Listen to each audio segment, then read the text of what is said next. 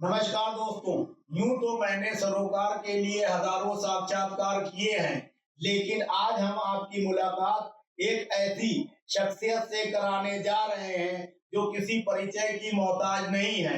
उनका नाम है राशि हेमराज अग्रवाल, जो कि पंजाब प्रदेश भाजपा की उपाध्यक्ष हैं और बहुत ही मजबूती से भाजपा की कार्यप्रणाली को जन जन तक पहुंचाने में महत्वपूर्ण भूमिका निभाती हैं। इसीलिए भारतीय जनता पार्टी आला कमान ने दिल्ली के महत्वपूर्ण विधानसभा चुनावों में उनकी ड्यूटी शिखा राय, जो कि ग्रेटर कैलाश से विधानसभा का चुनाव लड़ रही है, उनको जिताने के लिए लगाई है।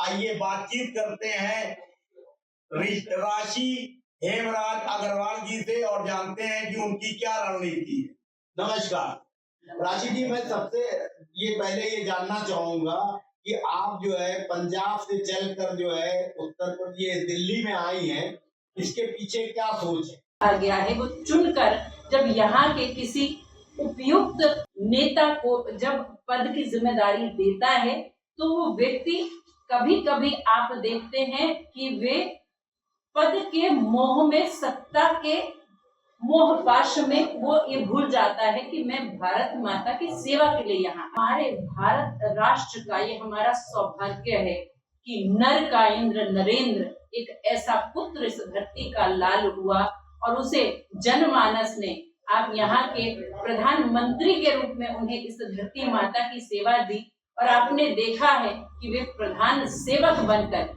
जन जन तक किस प्रकार से वो ऊर्जा धर्म को मूल में रखते हुए किस प्रकार भारत माता की सेवा के लिए कर्मशील होना चाहिए। कृष्ण ने कहा अर्जुन से, न प्यार जता दुश्मन से युद्ध कर। तो ये धर्म संस्थापना था, यह संभवानी युगे युगे। मैं यहाँ पर उस धर्म की पताका को लेकर, धर्म क्या है कि जिसका जहाँ चुनाव होता है उससे संबंधित उसकी जो जिम्मेदारी है उस पर 100% खरा उतरे लोगों के लिए। इसलिए मैं यहाँ पर हमारी बहुत ही कर्मठ, योग्य, अनुभवी और महिला सशक्ति का स्वरूप यहाँ ग्रेटर कैलाश की जमीन से शिखा राय जी के लिए आदरणीय हमारी पंजाब की महिला मोर्चा की जो प्रधान है विभा जयेंद्र कौर जी, उनकी टीम की ओर से मैं यहाँ पर सज्जित हूँ।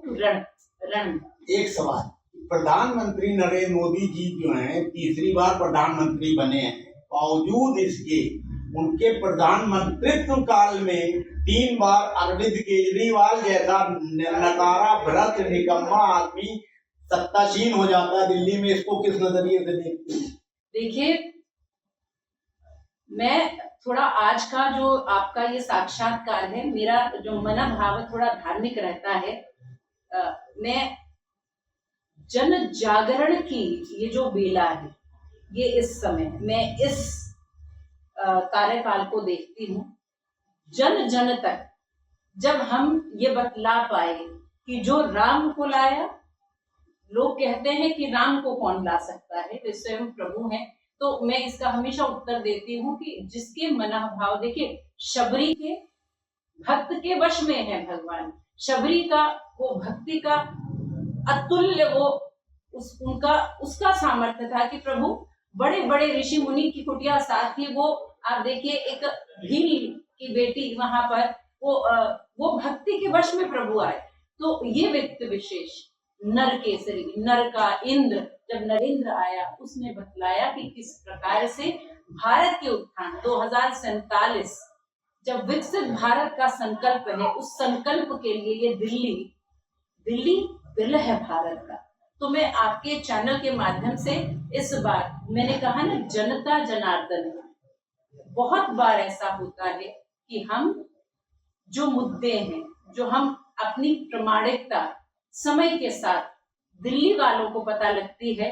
आज ये समय वो है कि उन्होंने, देखिए, प्यार और विश्वास से भरा हुआ दिल्ली वालों का दिल, उन्होंने जरूर अपना प्रेम और विश्वास एक आडंबर को दिया, लेकिन आज जिस प्रकार का भी परिणाम है, गत 10 वर्षों से आप देख रहे हैं, आपके समक्ष है।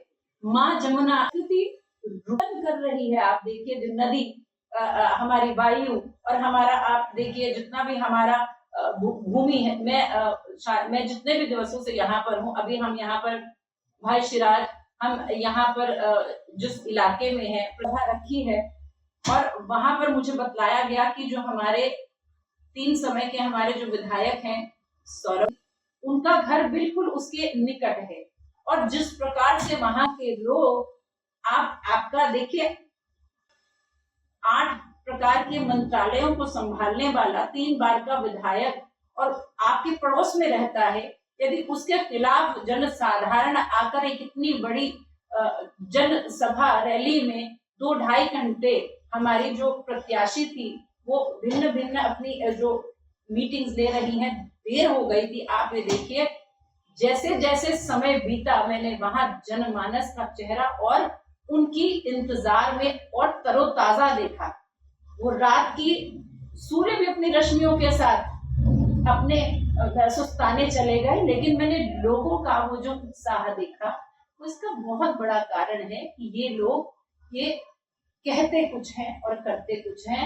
स्वयं भी अपने चैनल के माध्यम से आसपास की यहाँ की भी आप व्यवस्था दिखलाएंगे। जिस पार्क से हम आए हैं, न पार्क में घास है, न बच्चों के खेलने के लिए कोई, वहां आपने देखा कोई झूला है। इसके साथ मुझे याद हुआ, स्थानीय लोगों ने बतलाया कि उस पार्क में एक नन्ही सी बच्ची, उसकी मृत्यु हो गई। दुर्व्यवस्था इतनी है, वो झूला आज भी जमीन दोज है। अगर आप जाकर देखेंगे तो हाहाकार मचा है सारा। और अब ये दिल्ली वालों ने ये मन बना लिया है कि इस बार देखिए, प्रत्याशी तो सभी को नमन है, लेकिन जब एक महिला प्रत्याशी आती है, शिखा राय जैसी आती है, तो ये नरेंद्र मोदी जी के कर्कश का वो तीर है, जिसे उन्होंने सदैव इस पटल से अपने कार्यकाल में कहा कि बेटी बचाओ बेटी पढ़ाओ।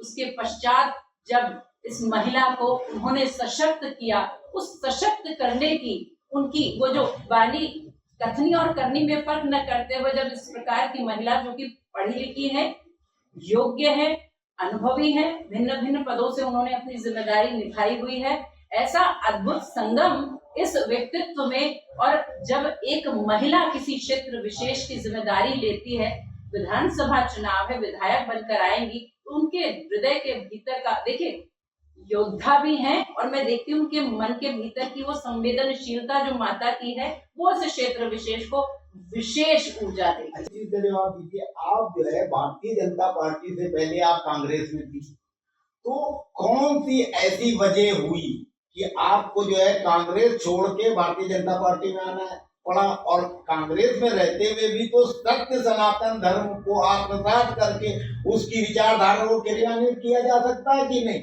4 वर्ष का जो कार्यकाल था, पहली बार मैं घर से बाहर गृहिणी थी, मैं एक हाउसवाइफ रही हूँ, और मैंने ये महसूस किया कि मैं जहाँ पर हूँ, ये मेरी विचारधारा के अनुरूप मुझे यहाँ पर वो मन की संतुष्टि, वो मन का संतोष मुझे वहाँ नहीं मिल रहा था। एक सवाल का और जवाब दीजिए कि पॉलिटिक्स में जो है, खास तौर से महिलाओं को, हम सभी पार्टियों की बात कर रहे हैं, शोषण किया जाता है, उनको पद प्रतिष्ठित करने के लिए, टिकट देने के लिए, आगे बढ़ाने के लिए। ये कई पॉलिटिकल पार्टी की नेत्रियों का आरोप है, भाजपा पे नहीं कह रहे। इस बारे में आप क्या सोचती हैं एक नेत्री होने के नाते? मैं बहुत ही सौभाग्यशाली हूँ। मेरे पिता का हाथ सिर पे, मेरे बाबूजी श्री हेमराज अग्रवाल गत 30-35 सालों से इस क्षेत्र में है, राजनीतिक क्षेत्र से सामाजिक सेवा करते आए हैं।